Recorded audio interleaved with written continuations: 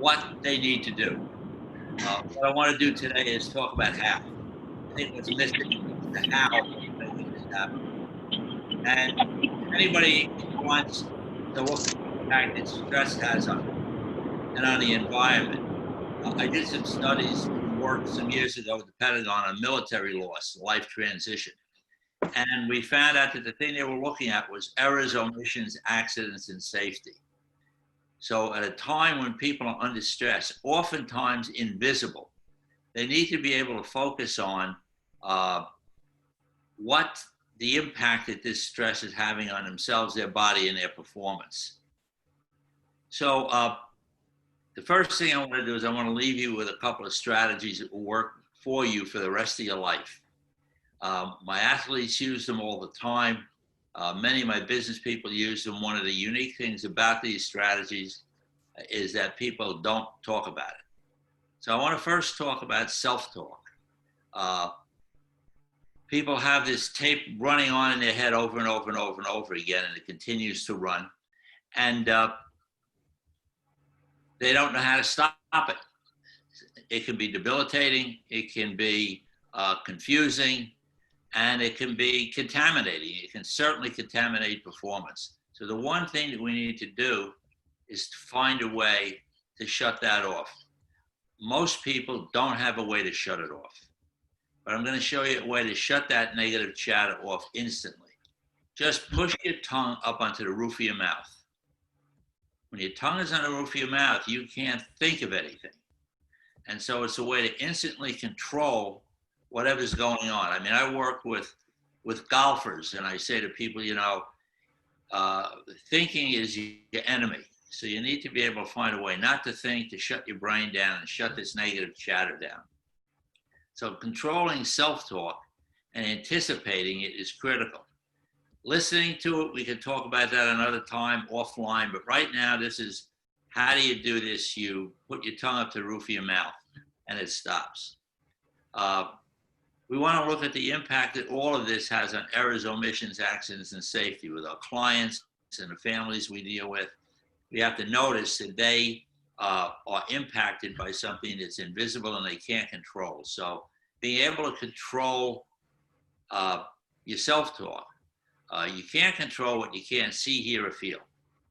So what you'll be surprised to notice is over the next couple of days, you'll start to be a lot more aware of what you hear yourself saying to yourself. So I'll use Fred as an example. What does Fred hear Fred saying to Fred when Fred overhears Fred talking to Fred?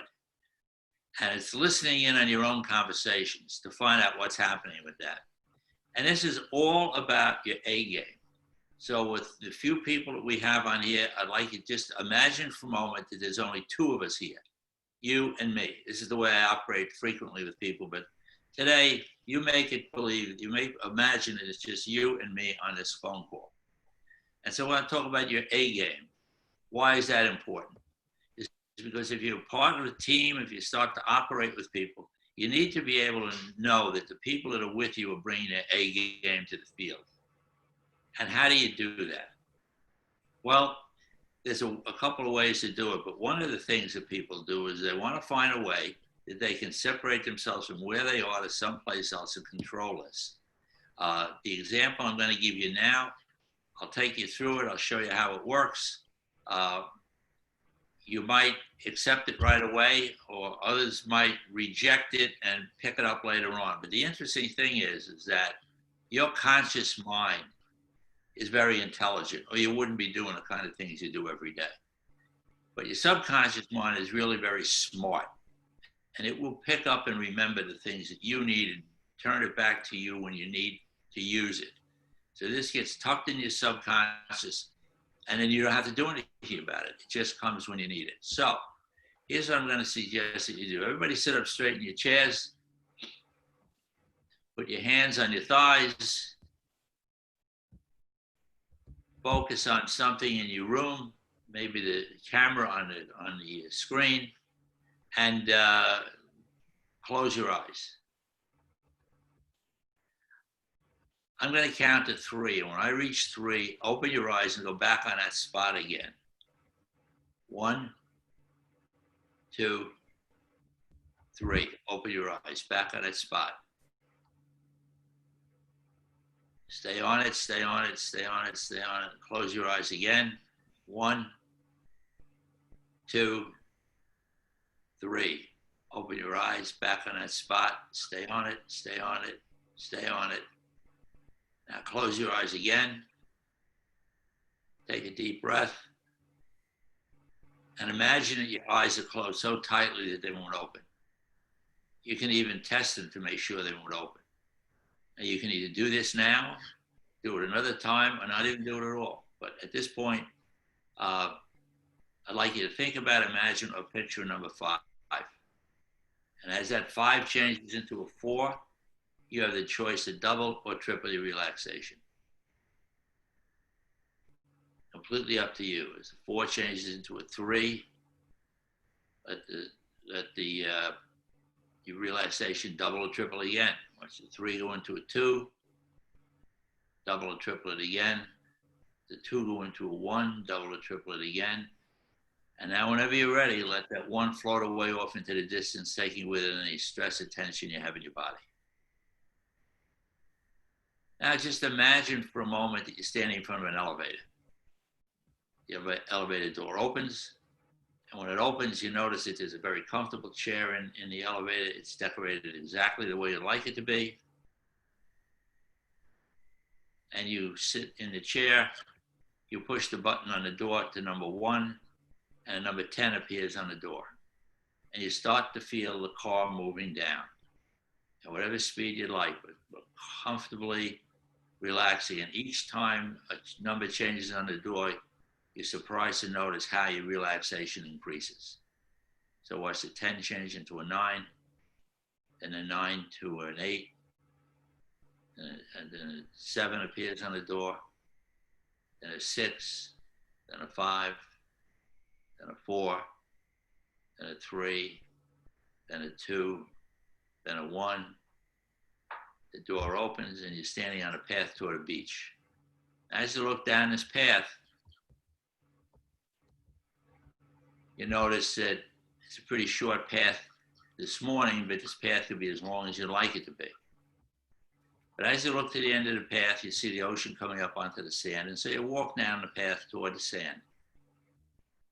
You step off the path into the sand, you start to walk across the beach, you may feel the sand on your feet. You look to your left and right, you know that there's nobody on the beach but you. It's a completely safe, calm, comfortable, private place to be. And you may even think to yourself, you know, I can return to this place as quickly as I did today, anytime that I want, anytime that I need to be in a safe, peaceful place. But you make your way down to where the sand is wet. You look down in the wet sand and you see a number 5 scratched in the sand. As you look up the beach, you see a 4, a 3, a 2, and a 1 scratched in the sand. And you realize that today these numbers are pretty close together, but that you can make them as far apart as you'd like. You can make them 100 feet, 100 yards, half a mile. And so you look down at the number 5, and as you're looking at the 5, a wave comes up, crosses the 5, goes back out into the ocean, and the 5 has disappeared. And once again, your relaxation is double or triple. You may be even right now surprised to notice how much you know that you didn't know that you knew about your mind's ability to relax your body. You walk up to the 4, wave comes up and takes the 4 away. Wave comes up and takes the 3 away. Wave comes up and takes the 2 away. Wave comes up and takes the 1 away. And you may be as relaxed and calm and comfortable as you've ever been under your own control in a very, very long time. Now, what I'd like you to do is I'd like you to press your thumb and your index finger together. And if your thumb and index finger simulate a dimmer switch, this will bring you back to where you are now at this level of relaxation as quickly as you need to be.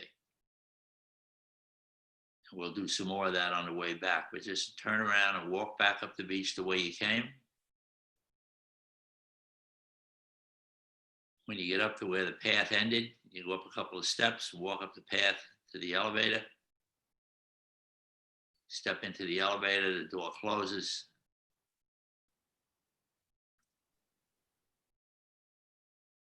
You sit down and you push number 10 and you feel the car starting to go up. Now you'll feel energy coming back into your body. I don't know whether it'll start at the soles of your feet or the top of your head, but it'll work its way up.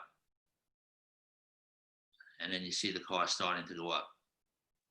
Second floor, third floor, you may feel the car moving. Fourth floor, fifth, sixth, seventh, eighth, ninth, 10th. Before the door opens, I'd like you to call attention to your hands. Some people report that their hands become very, very heavy when they do this. You don't have to test any. Just test to see how heavy your hands are. You don't have to test anymore.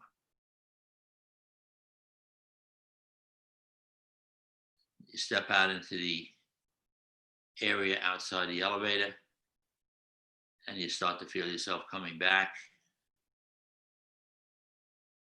So I'm going to count from 3 to 1 and you'll come back to being fully conscious and completely wide awake. 3, 2, 1, come on back with me. So is everybody back with me now? Wave your hands, jump up and down. Okay. So I'm interested, how did that work for everybody? You can unmute. Anybody want to ask a question about this or how this works? I think it was very relaxing. Okay. I felt very relaxed while we were doing it. I thought I was going to fall asleep. So, You know, the interesting thing about that is people do fall asleep when they're doing this, but their subconscious mind still hears everything I say.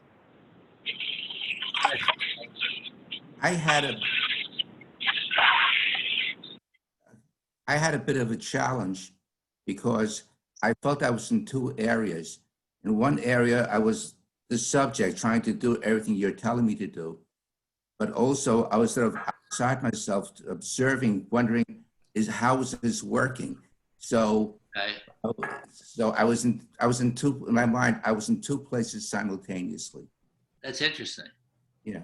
You know, I've spoken to people about this beach, and I said, "How is the beach?" He says, "I never went to the beaches. I went on a ski slope." So you go where you want to go. Yeah. But you know, I've had people who use this. I had a woman who was in NYU for lung surgery, and she said to me, "She said, I don't want to be here." I said, where do you want to be? She said, "I want to go to the beach." I said, "Okay, I'll show you how to get to the beach." She said to me, "Dan, I spent most of my time in a hospital at the beach." But we, you know, it's intriguing about how the mind works. I know we've done this numerous times with Jim Freely's class up at school. Kids seem to love it. But again, my athletes use it all the time. I mean, anybody who's familiar with football, I did this strategy with Chad Pennington before every game he played. So it helps you to focus and concentrate, helps you to get control of your mind game, and it really puts performance on a different level. Any other questions? I'm just wondering if I were really under this time under, let's say, deep stress, I probably would have given myself more to what you were saying than rather trying to be an observer. So that might have been part of it. Well, Murray, you're the scientist. You're going to observe it first. But the fact is, you know, all you need to do is put your thumb and your index finger together anytime you feel stressed. Don't even ask me how it works. I don't care how it works or why it works. I only care that it does work. I had a guy call me up the other day. He said, I went to sleep.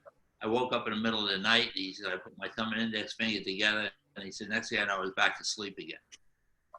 So people will do it. But you see what happens is once you put this into your subconscious mind must act out every thought, image, or idea you put into it.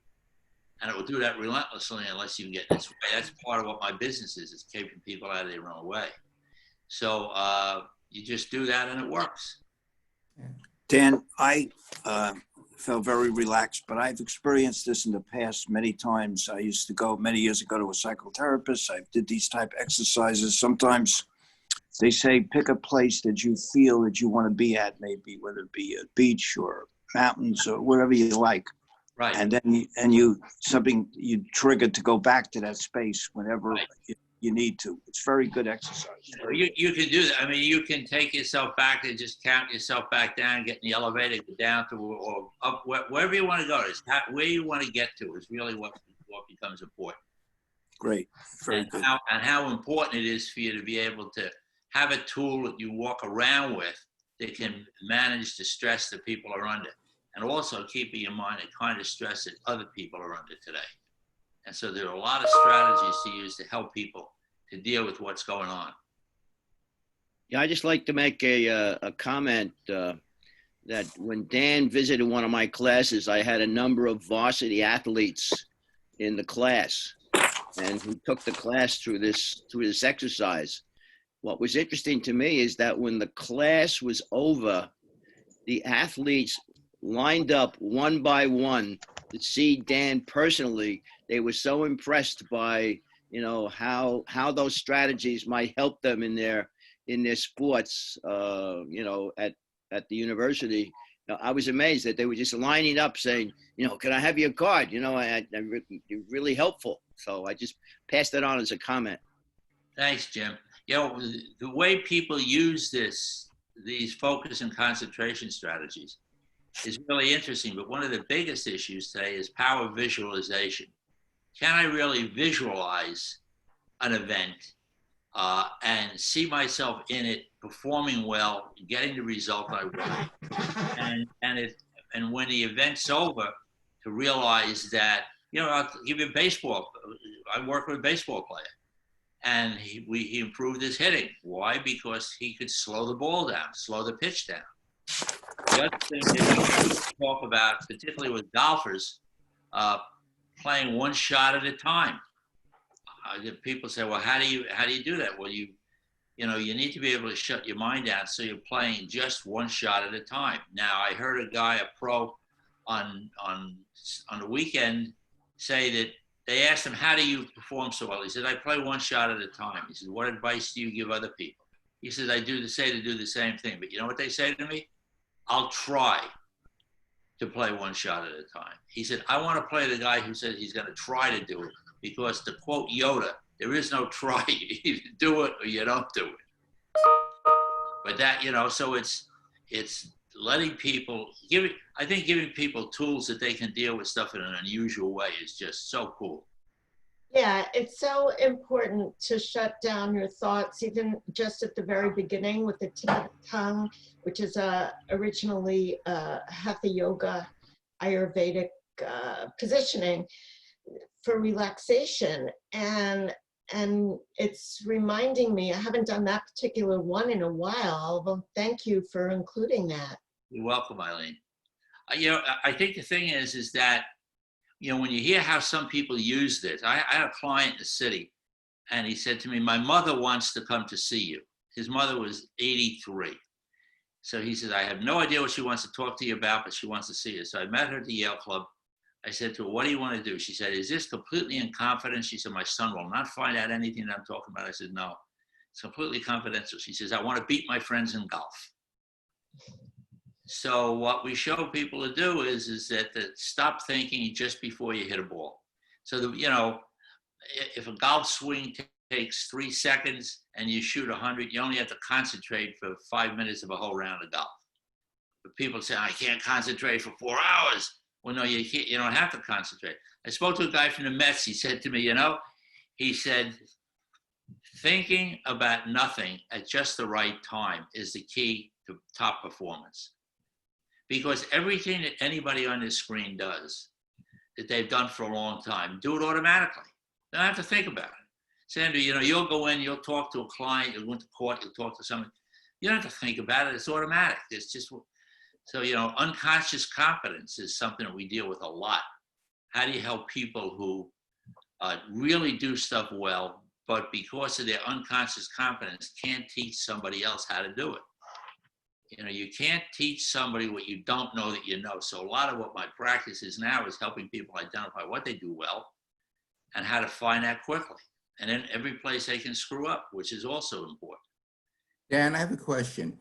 Go ahead. I think it was easier for us because we kept hearing your voice and you were taking us, you know, through different paths, to the elevator, to the beach, and so on.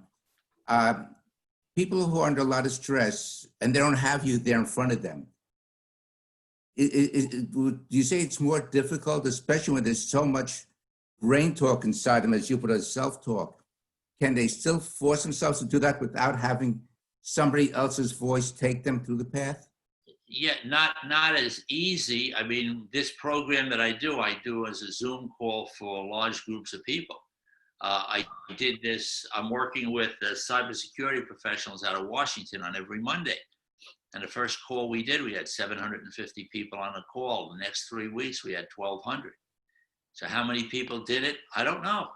You can't see them, but the response we got was tremendous because they're getting a tool that they will never get anywhere else. You see, you can't, the difference between reading about this and having somebody actually implant this in your subconscious mind is what the difference is. So you just need to trust yourself and put your thumb and index finger together if you're stressed. When? Before you go into a major presentation, before you get on a phone call, whatever it is. But doing that, you'll notice how it works because your subconscious mind takes over. And you won't forget it. And you'll get to a point where if you're stressed, you'll find yourself doing it automatically.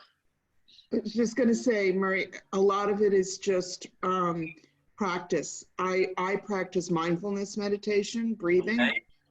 which is very similar, but it's not a guided meditation. Right. What you did was basically a guided meditation in some way. And when you do breathing, you just focus on your breathing. Right. And which is very hard to do because then you think about your breathing and then you think about that you're thinking about your breathing and then you think about what you're thinking about is thinking about your breathing.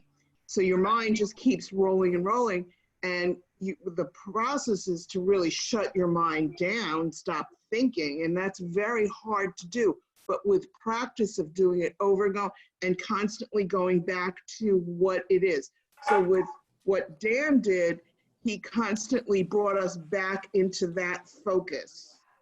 Whereas when you're doing it on your own, you're going to lose that focus. So the thing is to just constantly, and no judgment. Don't judge that you lost that focus for that second and just bring it back in. One of the reasons I asked my question. Just put your tongue up on the roof of your mouth. The minute the chatter starts, you know, the example I use on Long Island is I'll say, imagine for a moment that you're in a city for dinner, your valet parked your car, and you were driving to Montauk. And you picked the car up, and the valet put on the worst music you ever heard loud. What would you do? You change the station. Well, most people don't have another station to go to. So you need to shut the radio off. I'll tell you what you don't do. You don't find yourself in Southampton going, you know, this crap is still playing. You know, you had to turn it off. And that's what really happens with this. So how do you control it? Well, you know, one of the question is that I know people who are right now shut-ins, and they're alone in their houses. And so the one question is, can I relate to them what you just did for us? Because I empathize with them. I mean, one of them just lost well, I was in the hospital. I got noticed one just lost her husband, you know, to the COVID-19, you know, and there are a few people who just lost their husbands, and now these people are alone, and they're dealing with it. And I wish that they could be here listening to you, but they're not. And I'm just wondering, am I in the position to relate what you just taught me? Can I relate this to them anyway? Sure, you can try this. You can say, you know, I heard a guy tell me that if you put your thumb and your index finger together, you'll find yourself relaxing. And if you use the language, you're going to be surprised to notice when you put your thumb and index finger together, it starts to control your stress. The value of what we did here and what I do one-to-one with people is to get this into their subconscious mind. And that doesn't happen by talking about it. It happens through a hybrid hypnosis strategy, which is what I use with you folks here. Jerry, is putting the thumb to the index finger, is there a unique name for that? Because I'm recall from memory watching a recent movie in last couple of months called Mile 22. And there was, I guess he was like a CIA or Black Ops operator, but he constantly did that throughout the whole movie, which was action-packed or whatever. He just kept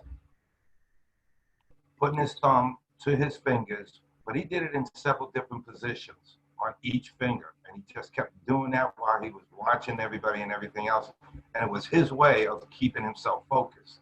So it was very interesting that you brought that up. And I actually saw that in a full-fledged movie. I don't know what they call it. I call it something that works. I only deal with what works. There you go. That's good. Does it work or doesn't it? So, but we go into a lot of difficult situations. I think Sandra going into court, Jim going into a classroom.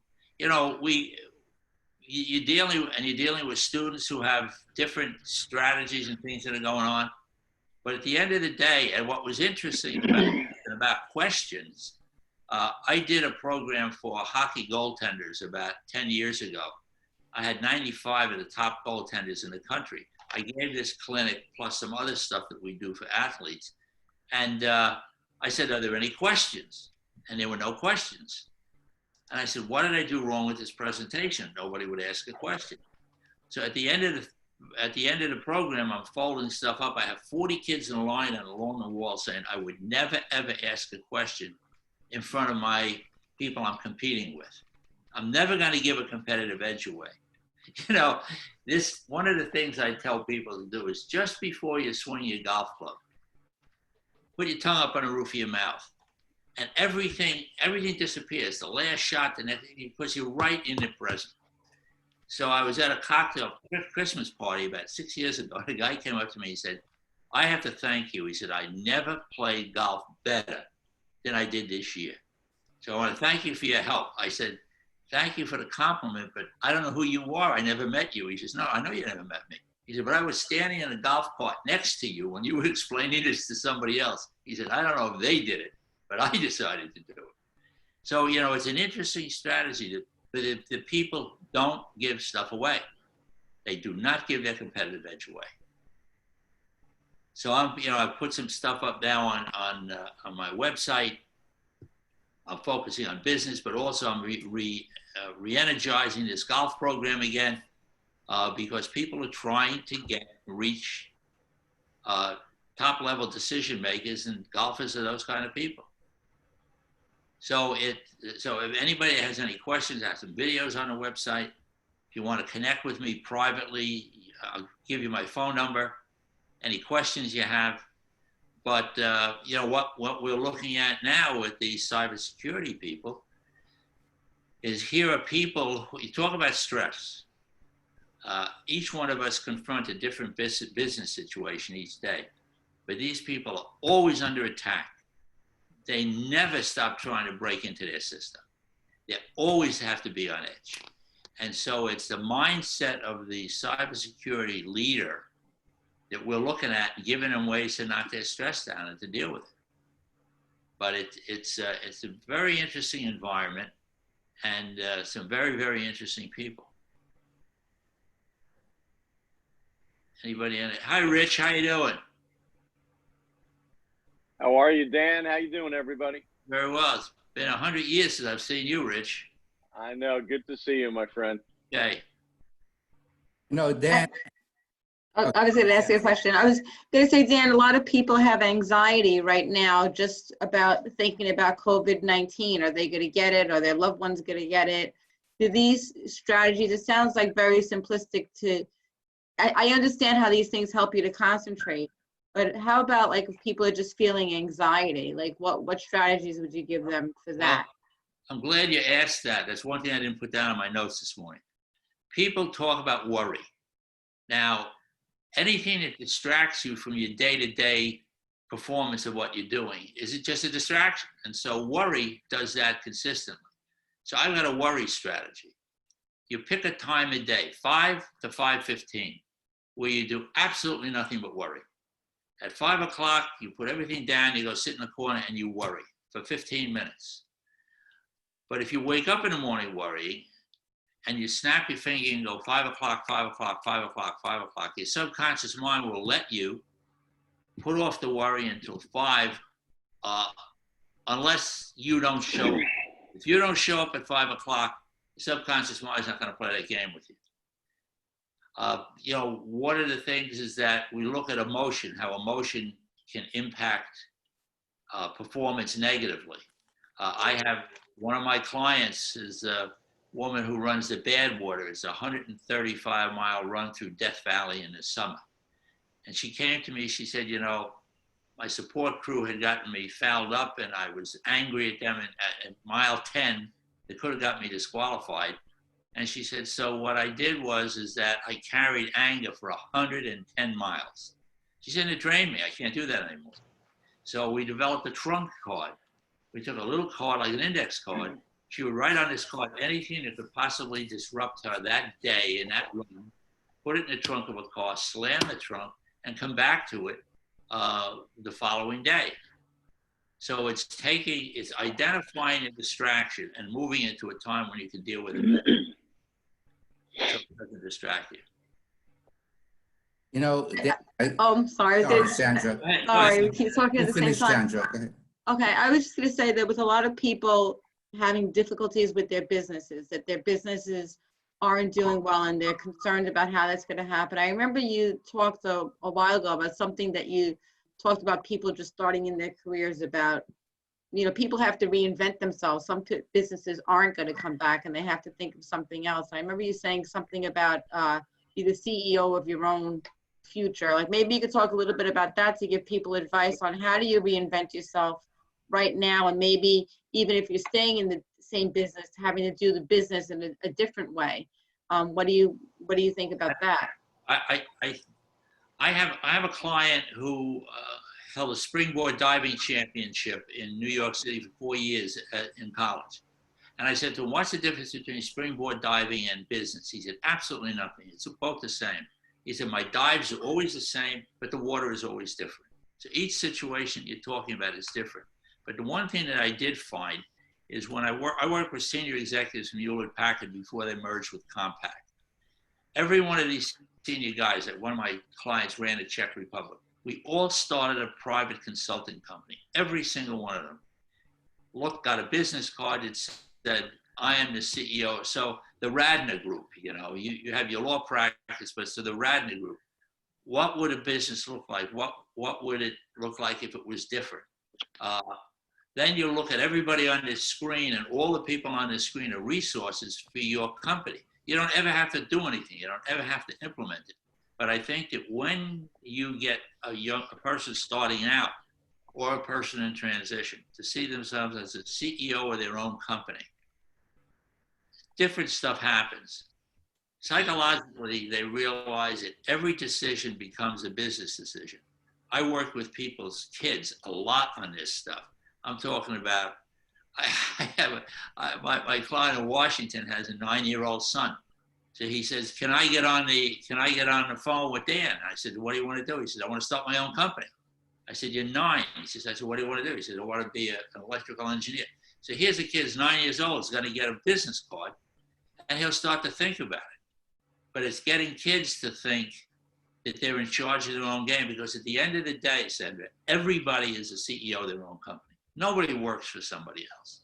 Everybody has their own skill set, their own. I think you can just control it still. I don't know. Excuse me? No, basically. Everyone, you should mute yourself if you're doing anything else, like on the phone. Fred, maybe you can mute everyone while Dan's talking. Yeah, all right. So basically, that's what the story is, Sandra. You know, but I encourage people to do that. I help people do that because, you know, it's interesting. Everybody is on the ground level working forward. I think that having somebody with 1,000-foot view of what's going on is what my system is about. Everybody that I work with today is in 2025 working backwards. I only work backwards. Tell me what 2025 looks like. I use an assessment that we use with Hewlett Packard for a person to identify every single place they can screw up, and then we put it together and see where they want to go going forward. But it's helping people do this, that becomes interesting.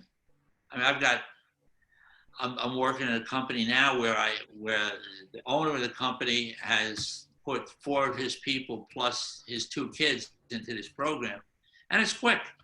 You know, everybody here knows that the people we're dealing with today, slow is not an option anymore. People don't want to move slow. And since everything's slowed down, people who can operate a business this way have a big head start. Yeah, Maury. Yeah, Dan. Okay. It's first I want to say, you know, I had majored in physics and math, but in my later years, I've been amazed of how interested I've become in so many other subjects. And I've heard you speak a number of times, and I'm sort of amazed at how much the brain controls us and how much we can control the brain. And I found it fascinating. And I think if I were going to school today, I might even select a different subject. So my advice to you people who have children going to college or grandchildren going to college, advise them not to pick a major until they're about 70 years old, because then they'll know what they really want. But a few years ago, part of LAASB, I and with Fred, we started something called the New Entrepreneurs Group. And most people thought that the intent was to help people who want to go ahead and start businesses. And people who came to our group were actually people like that. But I had a different argument, and I said, it is not a question of starting your own business. Even if you have jobs, think of yourself as an entrepreneur. And an entrepreneur is somebody who is flexible, who does not get bogged down with one area, but can move on to other areas. And an entrepreneur, unlike somebody who works for a company or for a boss, who lets the boss define who he is, the entrepreneur defines himself who he is. And when you realize you're more flexible, I think you can do more, and especially the way things have changed in our economy. Years ago, many years ago, somebody would start a job out of school and stay at the same job till they retired. Well, that has gone away a long time ago. The average person will have several jobs and maybe more than several careers in his lifetime. And so you have to be flexible, and you can't let other people define you. The problem is when you go to somebody else for a job, they'll ask you, what experience do you have in this case? And he defines you right away. And you have to find a way of dealing with that, I think. That's a great point, because one of the things, I worked with a law firm some years ago. They were expanding their practice. And I said to them, you know what, I think you need to, they said, we're interviewing people for this expanded practice. So we're going from personal injury, they wanted to put some matrimonial in and some business law. So I said to them, what are you interviewing these people for? And I said, we're interviewing them for their skills. I said, I think you should be interviewing them for their dream. What's their dream? Here's what I want to be doing. Okay, so if you have somebody that comes in, and retention is a big thing today. If you come into a company and you say, you know, if I came to Fred's company and said, Fred, I want your job. That's the best thing he could hear, is that somebody would say, you know, I want to learn enough about this business to take over your position. So if Fred said to me, you know, Dan, I'm going to help you. What skills do you have to sit in my chair right now? What skills do you need going forward? I'm going to give you all of those skills. Where am I going? I'm not leaving him. He's helping me realize my dream. See, one of the things that people talk about, when I talk 2025, they all talk about it being a goal setting. This is not goal setting. This is dreaming. Because the interesting thing about your subconscious mind is it must act out every thought, image, or idea that you put into it. And it will do that relentlessly unless you get in its way. And so my system is to keep people out of their way. But it's so much fun to have somebody come in and say, this is what I want to do. I'm a thrillist, this 9-year-old kid. His mother said to me, he's never read so much in his life. He's asking me about colleges, who teaches this, electrical engineering, where should I go? So it's wonderful to do that, but and I think you're right, Murray, you know, people, people are guided by people who are nearly not as creative as they are. You know, everybody here looks like they're here, but you're not really here. You're out in the future someplace saying to somebody, hey, come on out here. I have some ideas here, you know? I mean, you think about Rich. When Rich was running his large group, he wasn't there. He's where he is now. But he looked like he was there, but he wasn't. Because what happens is that creativity threatens people. I just spoke to somebody on the phone yesterday, a cybersecurity person, and she started to talk to me about where she was going in the interview she was taking. And I said, who in the company that you're dealing with are you threatening? She said, oh, I'm threatening this person, that person. So I have to figure a way not to do that. But it's strategic. Preparation for competition today, it astounds me. If people who run your business prepared to compete the way my athletes prepare to compete, you get a whole different response from people. You know, by the amount of people, how many people here, with a show of hands, have people go out and wing it? You've had somebody come to you with some proposal and you figure this guy's winging it. He hasn't prepared, he doesn't know me, he doesn't know what I want. You know, and you know, you talk about how do you make that, how do you help people avoid that? You know, the example I use, football example, Super Bowl III, Dave Herman protected Joe Namath from Bubba Smith. Dave Herman, 6'2", 250, Bubba Smith was 6'7", 365. I said, Dave, how'd you do that? He said, I watch game films. I said, what do you watch for? He said, I figure when a guy that big has got to move forward, he's got to be standing on one foot just a little bit longer than everybody else. All this guy looked for was when his toe came up. So when you prepare that degree, if you have 4 quarters and numerous downs to win a game, and you get to a point where somebody just goes in and talks about the features and benefits of what they do, on my website, this may be interesting to some people. On the website is a presentation I did for IFMA. It's called the cost of myths. What does it cost somebody to operate their business based on a series of myths that don't really prove out? You know, 30-second elevator pitch. There are people who have a business helping somebody with a 30-second elevator pitch. You only have 6 seconds. You don't have 30 seconds. You have to get a message across in 6 seconds. How do you do that? How do you get, and that's the kind of stuff that fits in with this whole system. But again, it's so much fun being on this call with you guys. You know, does anybody else have any questions? And anybody has a question they don't want to ask publicly here, give me a call on the phone. I'd be happy to answer it.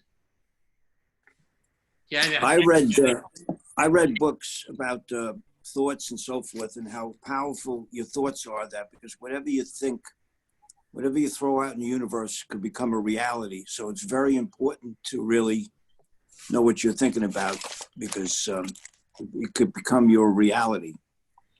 That's true. I forgot what book I read, but it was a long time ago. Well, that's the point. That's the point of visualization, because once you put the message into your subconscious mind says, that's what you want, then come with me and I'll show you how to do that. And then, you know, once your subconscious mind takes over, then you need to be aware of the kind of messages that your subconscious mind sends out to you. Because, you know, most times we get some errant thought and we'll think it's a distraction. It may not be a distraction. I got a question for you. All right. I mean, during the course of the day, we deal with so much. So, you know, a small business owner has a multitude of things coming at him every single day. You know, last week's problems to the future problems. You can get into a rut where all of a sudden it's just, you're under that cloud. It's like all the little issues from all your customers or all your people or all your processes start just gnawing at you. What are some of the tricks to, you know, that you can use to try to throw that switch? I know you said press your fingers, put your tongue to the roof of your mouth. Are there any other examples? Because while you're in that swirl, how do you subconsciously, because I believe you have to get to a point where you're subconsciously recognizing that you're in this world, and how do you get out of it? Great question. I describe it as a pot of stew. People get a huge pot, and everything that happens in their life, in their business, they throw into the pot. And when they want to deal with what's next, they go to the pot, they look, and they see the meat floating around, the potatoes floating around. I have a silo system. Anybody sends me a note, I'll send you the template for the silo. I say silo your business. Operate the same way a quarterback does. He gets a play. He's got his running backs. He's got his tight ends running out. He may run a ball himself. And when he steps in there, he readjusts with what's going on. But he doesn't have to think about it because he sees somebody and you know, he throws it. It's getting things out onto silos so you can silo what's going on. So, you know, I have a silo for my consulting company. I have a silo for my golf program. I have a silo for my book. I have a silo for mistakes marketing strategies. And when I talk to somebody, I just put their name into these columns. And then when you step back and you look at it, you don't, when you have stuff siloed, you don't have to read it every day. Your subconscious mind reads it. So when Chad Pennington retired, he had 3 businesses when we worked together, in addition to being a quarterback for the Dolphins. I said to him, put the silos up. He says, well, I have the 3 businesses. In about 2 months, he had 8 silos filled with business opportunities. Each one of those presented as a challenge. Who's managing this business? Who's going to manage this business if I continue to play? Making sure that, you know, he said to me, I'm a very bright guy, and I'm a quarterback. He's not a business guy. So we used to review stuff that was business. That's when I brought a lot of people that I know out here on the island into these environments so that I could refer them. I look at a group, and I said this to Rich years ago. I looked at his group as an enormous consulting company that I didn't have to pay for. You know, there's so many people that I could refer to somebody else about this that I found it was very interesting. Since I mentioned that referral, I want to bring up this referral concept. I got a lot of calls in the last 6 to 8 months of people saying, you know, we have a networking group and the people in the group are not happy. They're not getting the referrals that they want, and they're not getting the business in the group that they want. I said, what do you think the problem is? He says, I don't know how people are referring other people. So I said to him, well, I would rather have somebody see me as a gift that they give to a client or a friend of theirs than as a referral. So if I have a guy, if I were talking about Sandra and, somebody's talking about divorce, I'd say, I have somebody I know who does divorce, is a divorce attorney. I would see that as giving them a gift to connect them to Sandra rather than I'm going to refer Sandra, because everybody's looking for referrals. And if everybody has a 30-second elevator pitch and everybody on this call wanted me to refer them, that I would have to know what their 30-second elevator pitch was. I don't. I have it very simple, and I'll offer this to anybody here. I sell mistakes, frankly. I would be interested in a list of the mistakes that your clients made before they became your client and what it cost them in money, emotion, and reputation. And if I have that down, then I can say, like I do with an attorney, a business attorney, I said, I got a guy that sells mistakes. He said, what are you talking about? He said he has a client right now who started a business 15 years ago, a partnership on a handshake. And to get out of that partnership now, it's cost him $350,000. On a divorce side, I have a divorce attorney who's a client of mine. And he said to me, I had a guy call me up. He said, I'm coming in Monday morning to sign my divorce agreement with you. And he said, okay. He said, and this was a Friday. He says, don't say anything to anybody. I said, just the way you said that to me tells me he said something to somebody. He said, yes, he did. And that one phone call on a Friday afternoon cost him $250,000. So every one of you have a list of mistakes. So what with one of the myths I talk about on this presentation is that people are still trying to market themselves with features and benefits. What are the features and benefits of what I do? And everybody's doing the same thing. But that's not the way the brain works. The brain works with skepticism, reactance, and inertia. You present your concept to somebody and they're skeptical. Reactance is I don't want to be sold. And inertia is all the things they need to do to change to have them do what you think they should do. But these are all individual situations. I have a client right now who sent me a note. She got involved in a deal and she outlined the whole deal with me. And there were 3 or 4 places where you could see it was going to derail before it even started. But she didn't pick that up because she was focusing on what her expertise was. So I'm thinking that, you know, I said to her, I said, had you come to me with this profile that you have, beforehand we could find places where you could avoid derailing.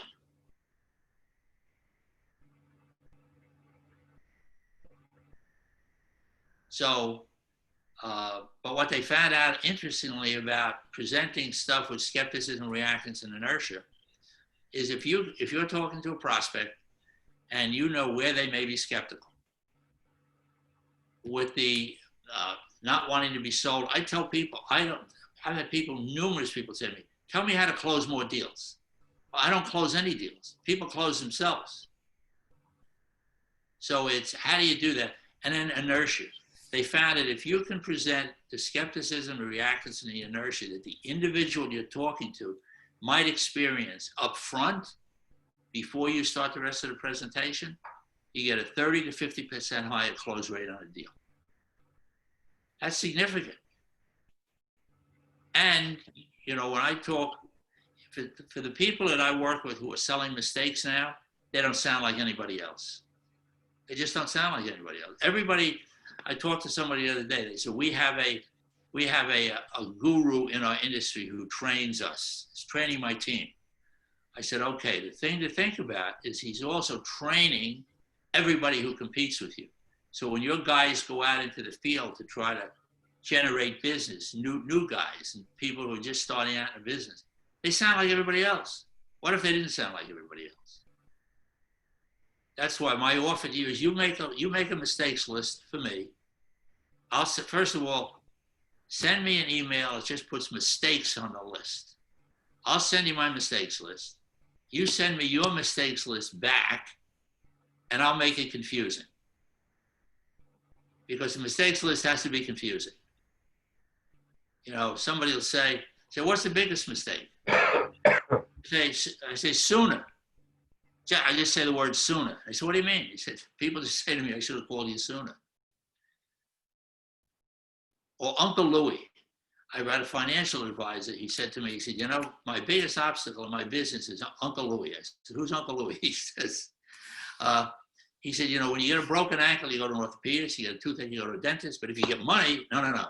You go to your Uncle Louie, who doesn't know anything about anything, and he's going to connect you up with, and Uncle Louie derails everything all the time. So it's, you know, if I've generated any questions that you want to ask me if you want to call me and talk about this. But my fundamental question with people is, what do you need to have happen right now that's not happening? I'm not talking about next week, 3 weeks from now. What do you need to have happen right now that's not happening?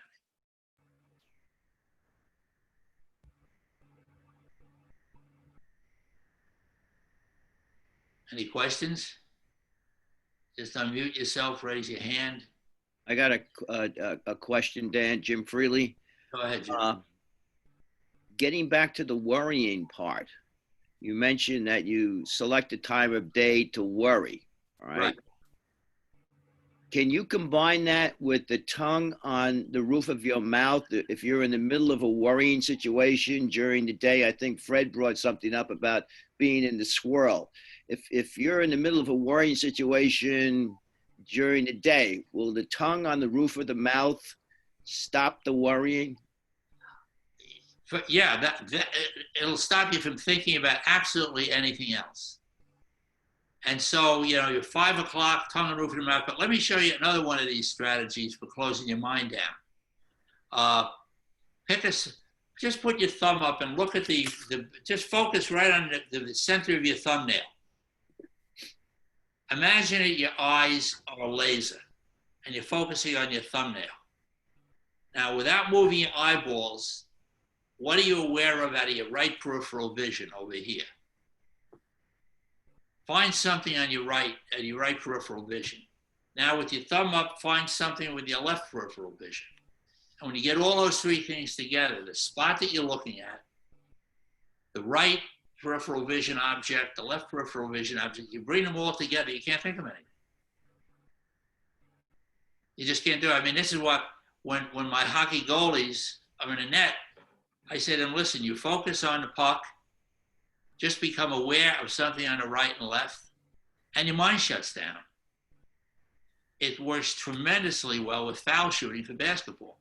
Guy will stand on a line, look at the net, and just become aware of people. Focus on the net, but be aware of the people that are on his right and left, and his mind shuts down. So it just helps you eliminate distraction as often as you possibly can. Thank you. You're welcome. Yeah, Aaron. Hey, Dan, thank you so much for this presentation. You hit a real chord when you said I sell mistakes. I'm just going to give you a quick case study. I have a client, been with me a few years. I haven't been able to, I'm a financial planner, to really connect with him. So I'm not sure he's still a good client. And about a week ago, he came to me that he wants to take a substantial amount of his money and put it in something extremely risky. And I don't think it's a good idea. And I said that to him.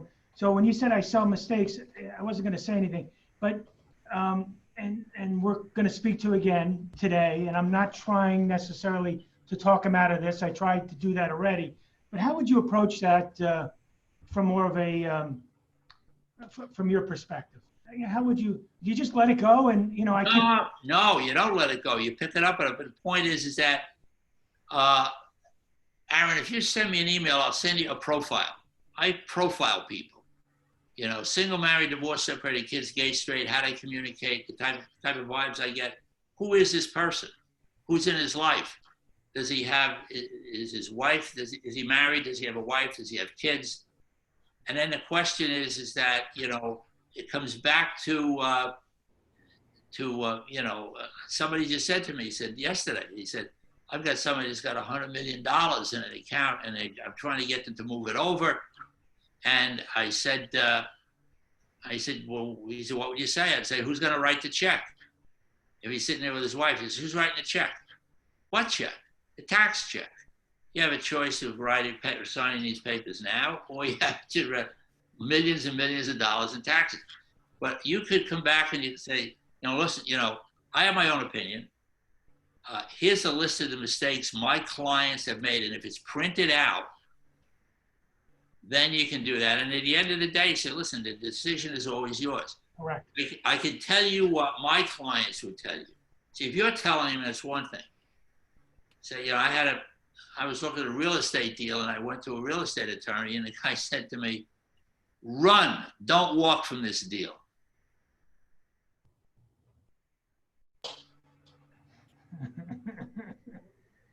Yeah, it's, you know, you're right. Intellectually, you know, it's not right. I think it's the fear of missing out. I think it's, and psychologically, he feels that he can't turn this down. It kind of reminds me a little bit of the sort of the Bernie Madoff concept of scarcity and fear of missing out. And I have to be a part of this. And if I miss out, it's the rest of my future. So, you know, I don't usually go toe to toe, but when you said I sell mistakes, that really hit a chord.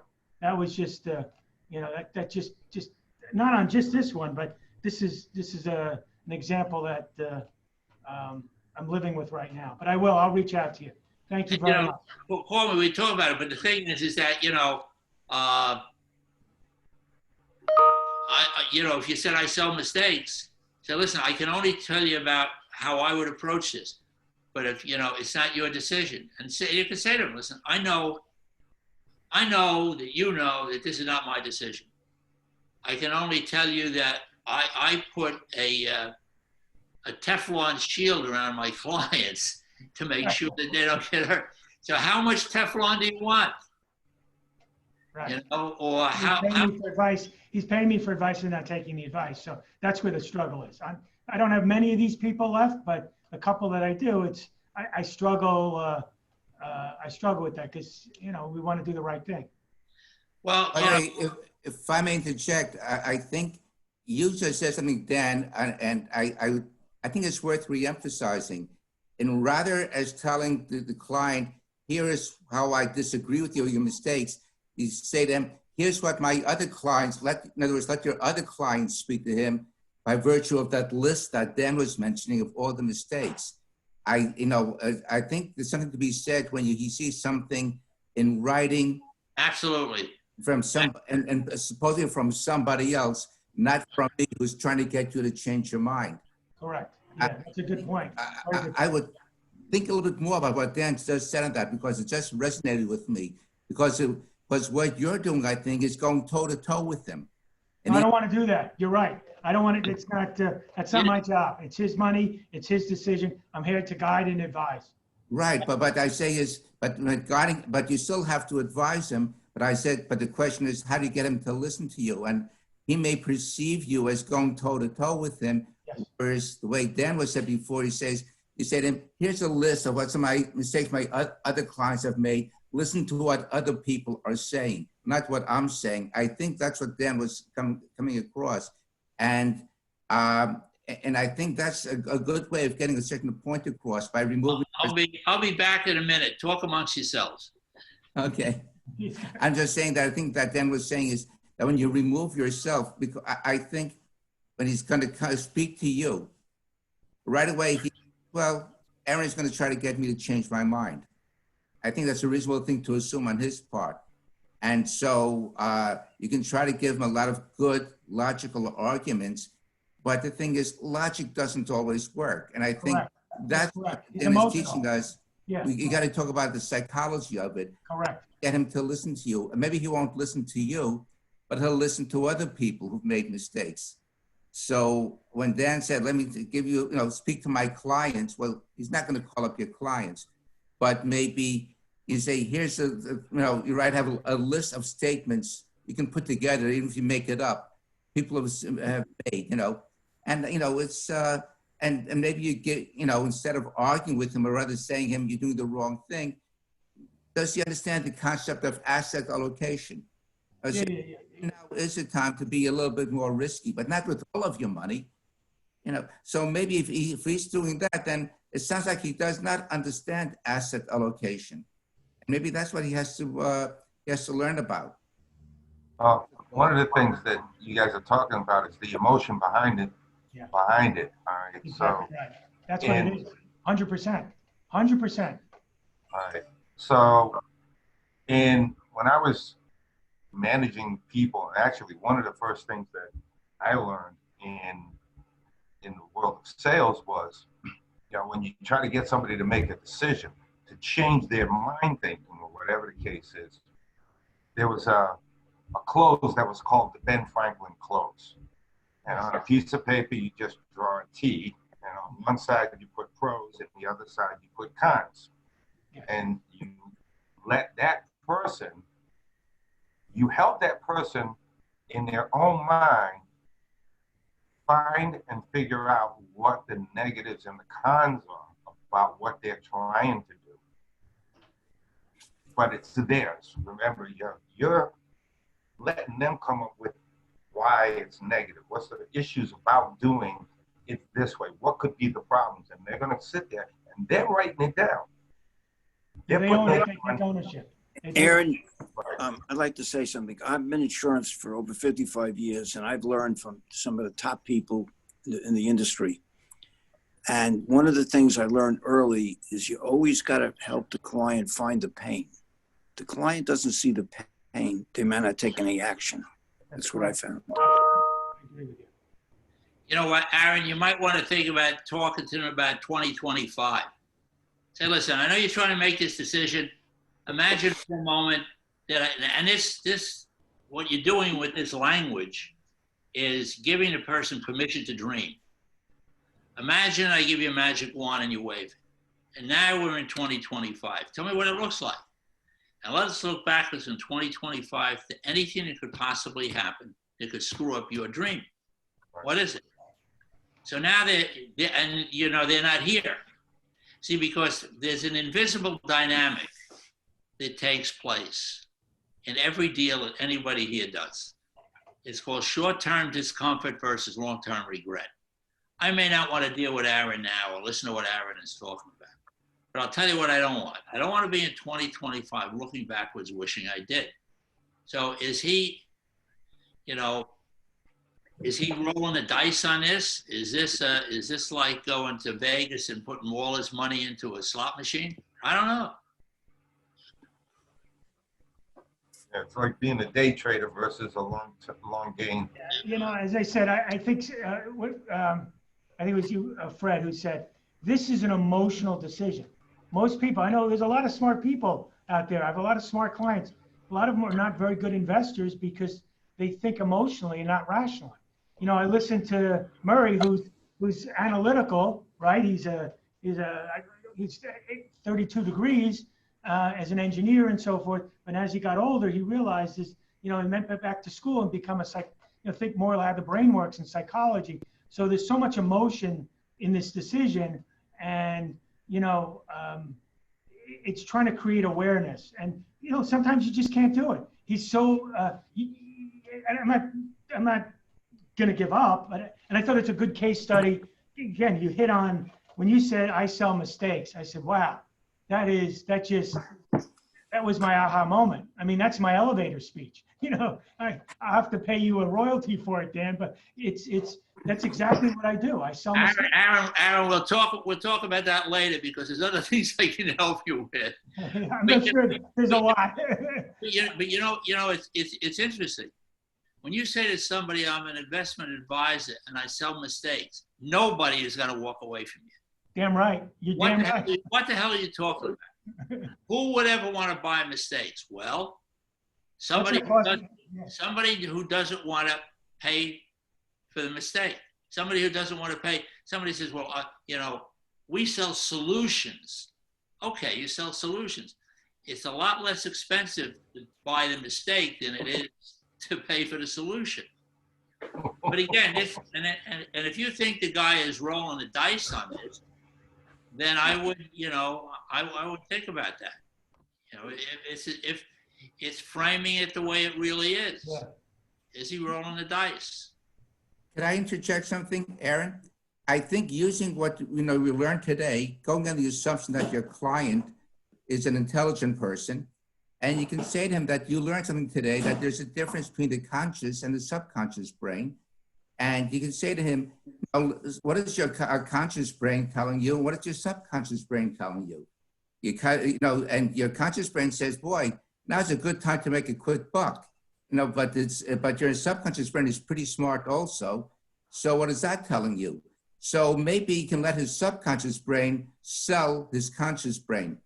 That may be, and maybe you should provide the guidance in that area. That may, I don't think you should get too technical about it, but maybe you say, I just heard a psychologist speak today, and just say that, you know what, your subconscious brain is pretty smart.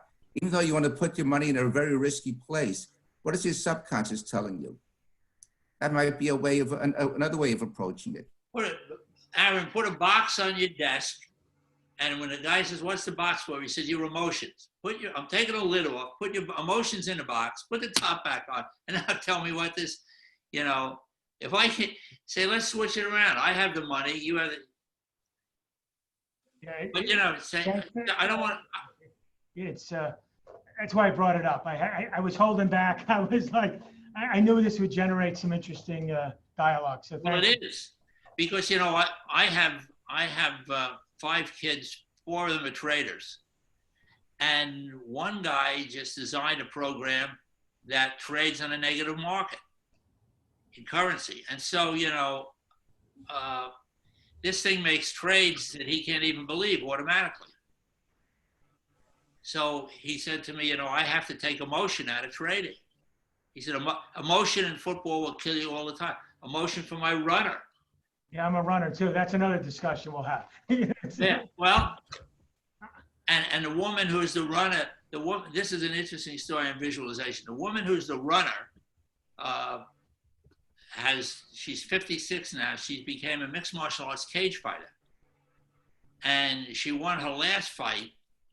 We used visualization for 3 weeks and hypnosis over the phone. She won her last fight in 49 seconds. And this illustrates my problem. At the end of the fight, the ring announcer said, you know, you're amazing. What do you attribute your success to? She said, well, I'm an ultra runner, so you can never tire me out. My trainer and this. I said, Jody, I said, you didn't mention me. She says, do you think I'm going to give your name to somebody I'm fighting in 3 weeks? She said, you're crazy. Thank you. Yeah, I'll reach out to you, Dan. I will. Good.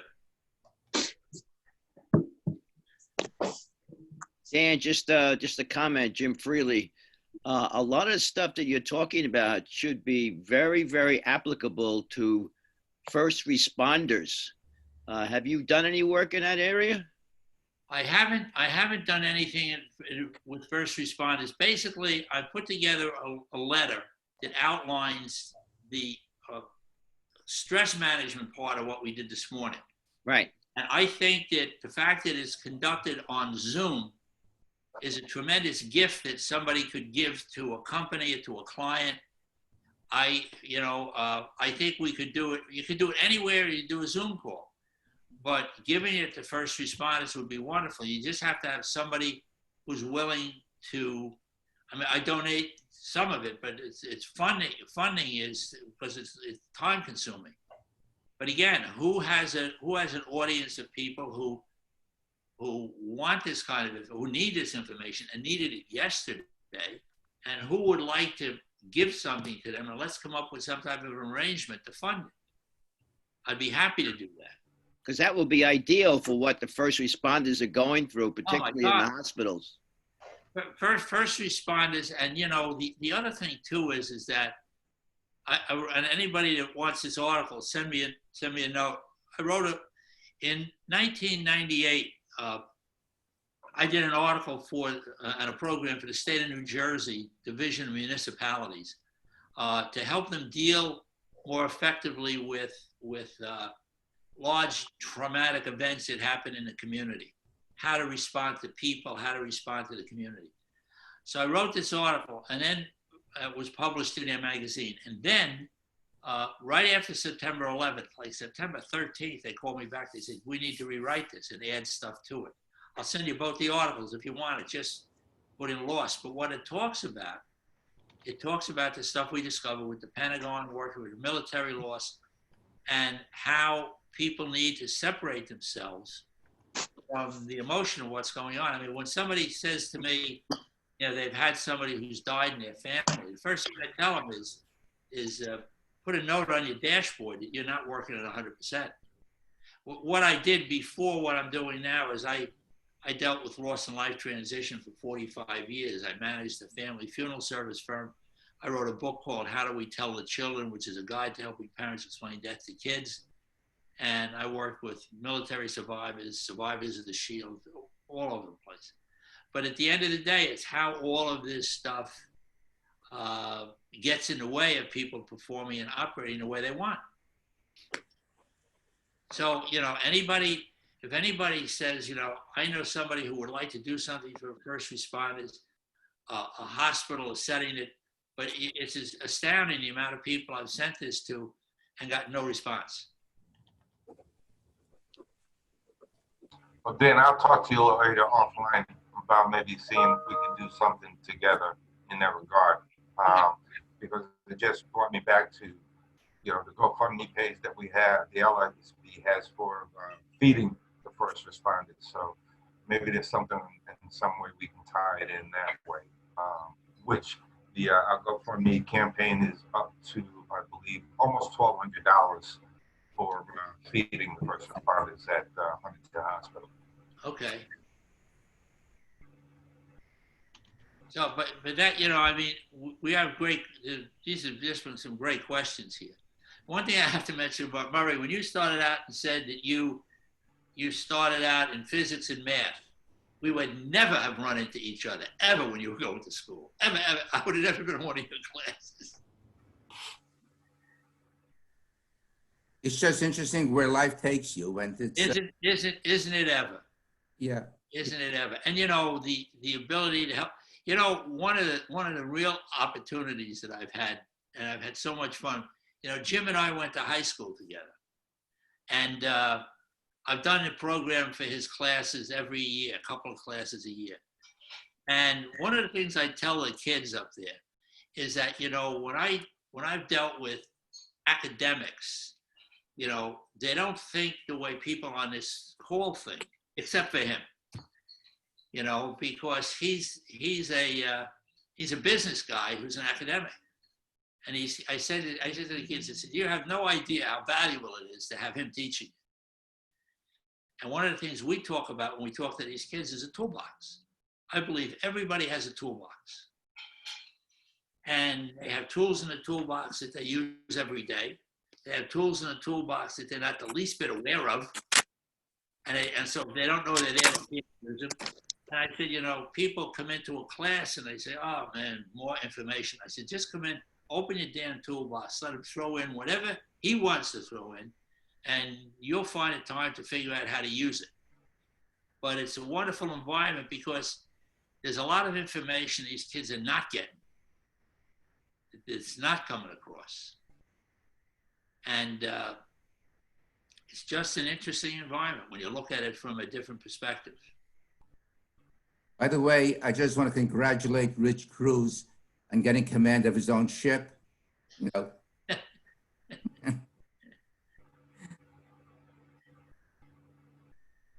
Great job, Dan. This is an excellent presentation, Dan. Excellent, very, very good. And it's unfortunate of all those people who were invited to this, who didn't attend, they have no idea what they missed. Well, that's okay. The meeting was recorded, so we can share with other people. We'll make that available later on our website. So we're getting ready to round up. It's coming to the end of this. So any final thoughts or any final suggestions? Unfortunately, Jerry Siegel, he is having some technology issues. He can't talk to us, but if he wants to say anything, he can text us and we'll get it out to everybody. Everybody will see it. Anybody have any last closing comments that they would like to have? How can I avoid traffic going back? Yeah, I'm telling you, between here and Make a left turn at the kitchen. Hammed up. I know. Use your GPS. I know. Excellent presentation, Dan. Very good. Thank you. Thank you. Stay safe. Guys, I Thank just you want all. to say that it's really been great seeing all you guys. It feels like there has been no time in between. And of course, there has been a lot of time in between for some of us.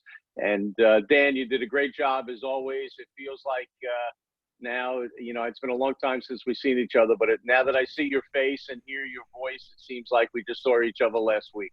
Right. Me too. Except I don't know what you're drinking, but you're looking younger than you were when we were in executive league. Well, you know, I just, everybody, as I say, everyone's got a story, and especially these days, but everybody's got a story behind closed doors. And, you know, we don't get to hear them unless we talk, kind of like what we're doing now. And the past 6 months has been a little tough for me.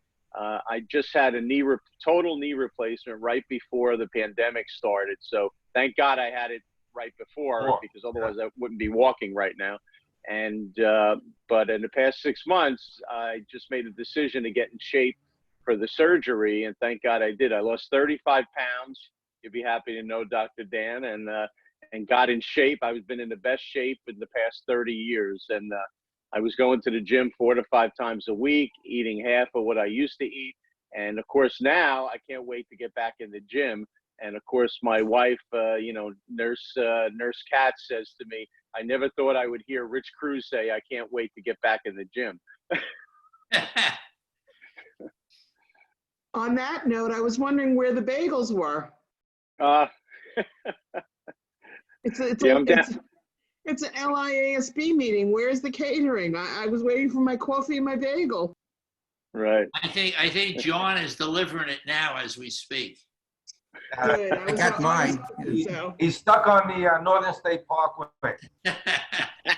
John, I know John is on the call via phone. John, can you talk, John? Can you hear us?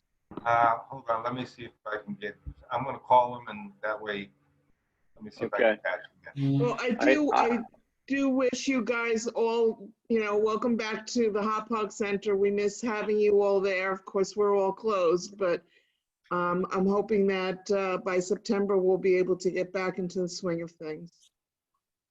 One way or the other. Yeah. Yeah, I hope it's sooner than that. Yeah, I've got a commencement to go to in a few minutes. It's going to be rather interesting to watch. What school? LIU Post. Very good. Very good. How they're gonna do this with 2,000 graduates virtually? I'm much looking forward to it. Yeah, it's interesting days. It's really crazy. We just made a decision at, of course, at St. Anthony's High School. My kids are long gone, but I'm still involved there, and we just made a decision to do a drive-through graduation on June 6th. So I'm a little happy about that. It's going to be an all-day graduation with 600 cars coming through, and for graduation. But it's just crazy times. I'm hoping that all the schools on the island start up in September and not crazy like the city. We just announced, the university just announced yesterday they're going to go person to person in the fall. And what does that mean, person to person? Well, as opposed to remote like we did this semester. Oh, right. Okay, good. Yeah, we need to get back into the thick of things. Yeah. Rich, did you say Anybody here, John? Rich, did you say you were connected to St. Anthony's? Yeah. I've been on the board of the St. Anthony's Fathers Guild for many years. Actually, this is my 22nd year there. Maybe we should. I've worked with some of their athletes up there, and using some of these visualization strategies are keeping my hockey players in shape, my baseball players in shape, and these are some things they may be interested in talking to me about. All right, cool. We'll talk. Okay. All right, everybody. I think I have John. If you can hear me, hopefully you'll be able to hear him. John, all right, say hi. Hi. I want to thank Dan for doing a great job, and it's good to see Rich again. I haven't seen him in a while. And I want to thank all the people that were on the call, and hopefully that they could go to GoFundMe and make a donation for the heroes, the medical heroes of okay, thank you. Did everybody hear Yeah. Yeah. Good to hear from you, John. He's been texting me. I think everybody knows, or maybe not, but his daughter is a program director for Northwell Health System, and his daughter has been a nurse and in the system for many years, and she's a true hero. And I want to thank anybody else on this call that has family, friends, or relatives who are first responders and nurses. My wife happens to be, fortunately and unfortunately, she's a registered nurse at Southside Hospital. And of course, I think if you read the paper, that Southside and LIJ, where John's daughter works out of, have been the two biggest COVID hospitals around anywhere. And my wife has just been, she's always my hero, but these days it's just more so. It's just incredible what they've been doing at the hospital, working round the clock. Okay, thank you, people. Thank you. Okay, guys, have a good week. Stay safe. Hi, you? All right, everyone. everybody. All right. Thank you, Sure. Dan. Thank you. Take care, guys. Bye-bye.